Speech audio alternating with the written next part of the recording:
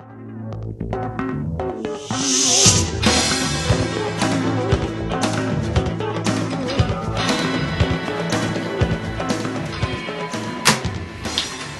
so hey everyone, this is Lawrence, Campaign Director for Stefan's campaign, with the second to last of our four-part series of campaign updates.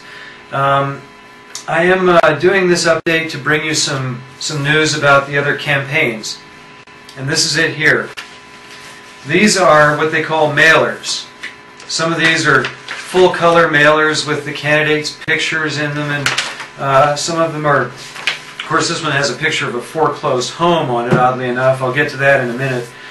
Some of them are what you would call attack mailers, where they depict you know, something that another candidate has done, or you know, show how ineffective another candidate has been when they've been in office.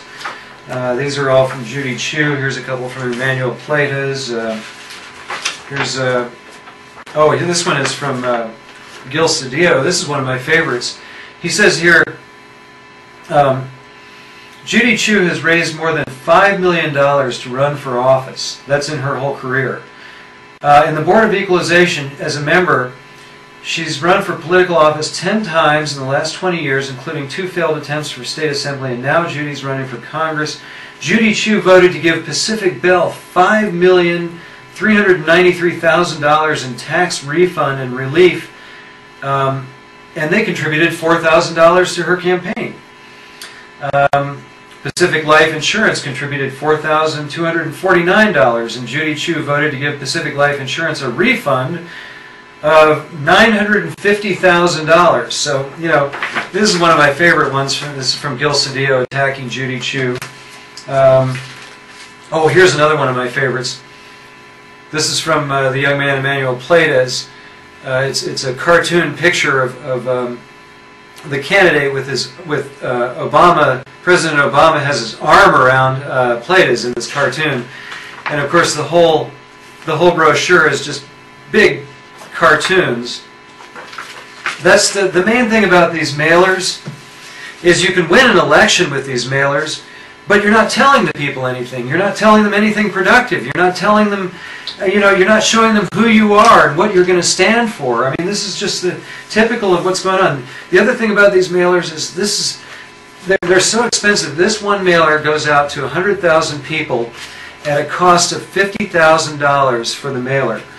These all add up to over $800,000 worth of mailers that are being sent out. By the way, these mailers were given to us by a voter in the district who said that they were going to throw them away if we didn't want them, and I took them because I wanted to show them to you. I wanted to kind of demonstrate this is what's really going on here, folks.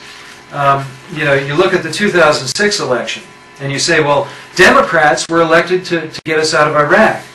Well, these are all Democrats, but these are 3 of the well-funded Democrats. And then there are 5 Democrats that are running without any money. The point is, in 2006, in the primaries, in every district, on average, there were 3 Democrats running for 1 seat, or for 1 position on the ballot. Well, as it would happen, out of those 3 Democrats, guess which one won? The one that had all the money and all the funding. They went to Washington. That's why we're still in Iraq today. So when we talk about, well, we elected Democrats in 2006 to get us out of Iraq, no. We elected funded Democrats, and furthermore, we didn't elect them. 80%, on average, 70 to 80% of the district voters don't vote for their representative. So here's the one that Emmanuel Plata sent out with a foreclosure sign on the cover of it. I want to say something to Emmanuel and to Judy Chu and to Gil Cedillo as well. Bottom line is this. We've met people. We met a family of 4 people living in a house or a home.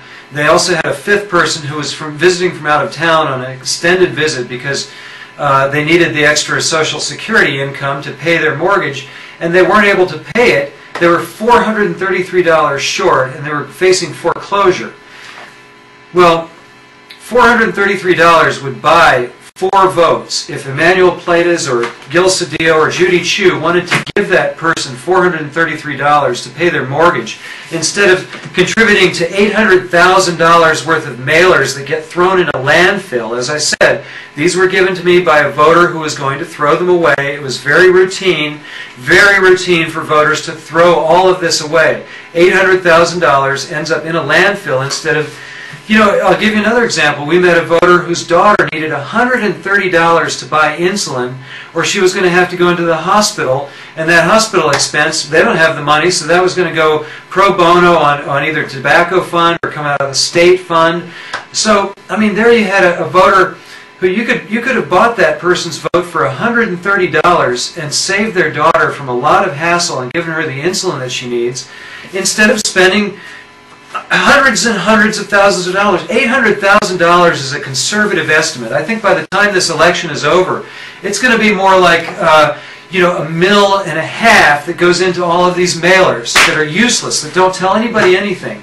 So the point is, we're running a revolutionary campaign where we're not sending out mailers. We're going instead to the majority of the district, the people who don't vote. The 80% of the district doesn't vote. We'd rather go to the majority of the district, 80%, than try to go to these people who are, you know, with mailers and have them throw them away and deprive people of their mortgage payment, deprive people of their health care. And then when we get to Washington, be beholden to the 500 companies that gave us money for these mailers instead of 500,000 people who live in the district. That's the bottom line. Is, you know, we had a 24-year-old person, soldier die in Iraq today. You know why? Because of money in politics.